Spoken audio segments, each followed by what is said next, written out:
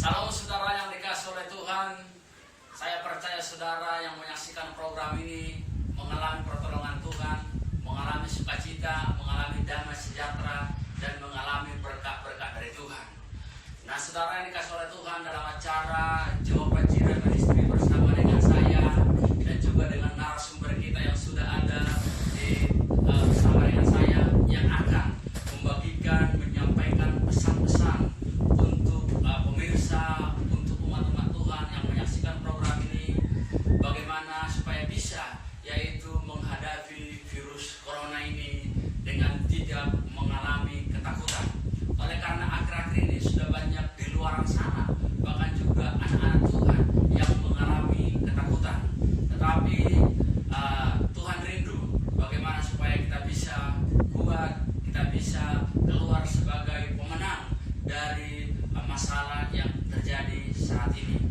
Nah, bersama dengan saya yang sudah ada narasumber kita, yaitu hambanya Pendeta Babri Putar yang sudah dipakai Tuhan dengan luar biasa, yang akan menyampaikan pesannya bagi pemirsa, pesannya bagi kita, bagaimana rahasia untuk menghadapi virus corona supaya tidak ketakutan.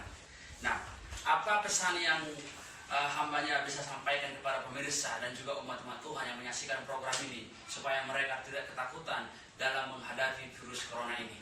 Ya, puji Tuhan, terima kasih buat hambanya kalau pada kesempatan ini saya diwawancarai supaya bagaimana umat bisa keluar menjadi menang dalam menghadapi masa sukar, yaitu dalam situasi virus corona saat ini. Hal yang pertama saya berikan tips itu adalah bagaimana gereja harus banyak berdoa. Gereja harus banyak berdoa. Jadi ada suatu peristiwa di Taman Getsemani sebelum Tuhan Yesus disalibkan, dan di mana waktu itu Yesus tahu bahwa dia akan menderita sebentar lagi, lalu dia pergi berdoa di sebelah para jauh dan memesankan kepada murid-muridnya supaya mereka juga berdoa. Tetapi ketika Tuhan Yesus kembali kepada mereka, lalu dia menjumpai mereka dan kedapatan mereka tertidur. Lalu Tuhan Yesus katakan, dapatkah kalian berdoa 1 jam saja? Jadi kalau mereka berdoa 1 jam saja sehari, maksudnya pada waktu itu, maka mereka bisa lepas dalam percobaan. 1 jam saja Ya, berdoa. berdoa. Jadi pemirsa, umat Tuhan, gereja Tuhan harus bisa berdoa 1 jam saja minimal dalam 1 hari. Nah, kita akan lihat rahasia yang kedua.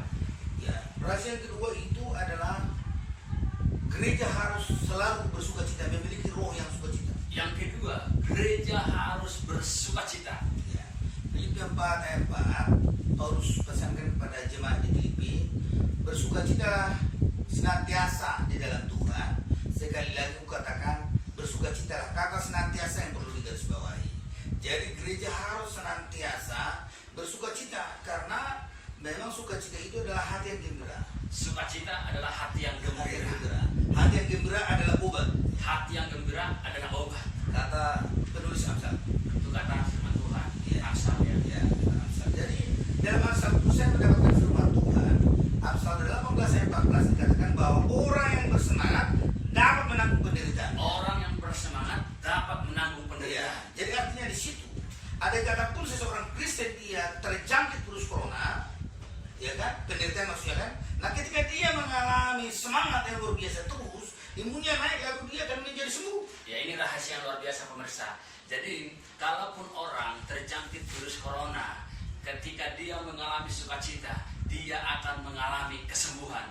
Oleh karena sukacita itu menaikkan imunnya, menambah kesehatannya. Kira-kira begitu Pak Pendeta? Ya, karena dia akan menang dalam penderitaannya. Dia akan menang dalam penderitaan itu. Yang ketiga, mengucap syukur dalam segala hal. 1 Tesalonika ayat 5 ayat 17. Iya. Yang ketiga itu pemirsa, mengucap syukur dalam segala hal. Itu ditulis dalam 1 Tesalonika 5 ayat 18. Ya. Oh ya, 15 ya.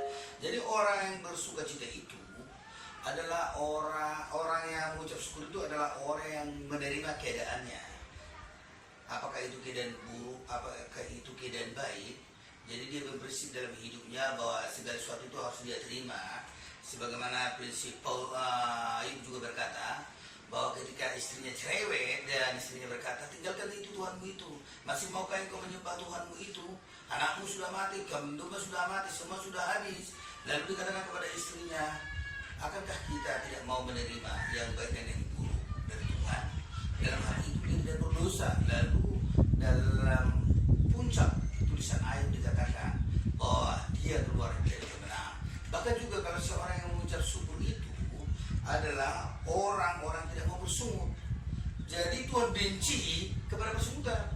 Bangsa Israel saja dalam 1 Korintus 10 dibunuh oleh Tuhan melalui malaikat maut karena bersungut. Jadi betapa pentingnya kita mengucap syukur dalam segala hal. Jadi kalau mengucap syukur itu tidak ada persungut-sungutan, Tidak ada bersungut. menerima keadaannya. Amin. Ya. Itu mengucap syukur itu ya. Ya. Nah, pemirsa yang dikasih oleh Tuhan, bahwa hambanya sudah menyampaikan 3 rahasia dalam menghadapi virus corona supaya dari ketakutan menjadi pemenang.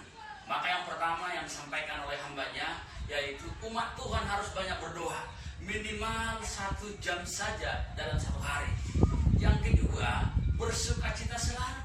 Karena kalau orang bersukacita akan menambah imun, bertambah sehat. Karena hati yang gembira adalah obat. Itu tadi yang disampaikan oleh hambanya dalam tips yang kedua. Nah, yang ketiga, mengucap syukur dalam segala hal.